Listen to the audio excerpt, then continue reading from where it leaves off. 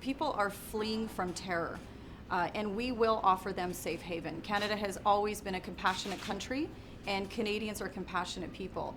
But more to the point of what Denny said, we need to stand firm and resolutely with our allies in the fight against ISIS. Our coalition partners are stepping up their attack on ISIS, their bombing missions against ISIS, and we are now seen to be retreating.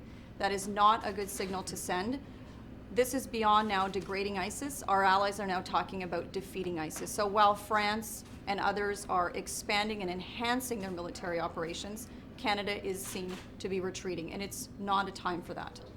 Well, he is the Prime Minister now, and it is up to him to give those details. We know from military experts that trainers on the ground is also a risky operation, but it's worth it and it matters. And so I support him on enhancing our training operation, but I also encourage him to keep our CF-18s in play to make sure we stand shoulder to shoulder with our allies resolutely, especially at this time post-Beirut and Paris attacks.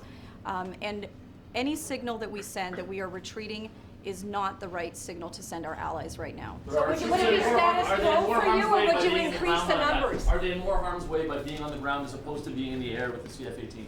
That is for military experts to answer. What I think the Prime Minister and the Government of Canada must do is send a clear signal to our allies that we stand with them shoulder to shoulder.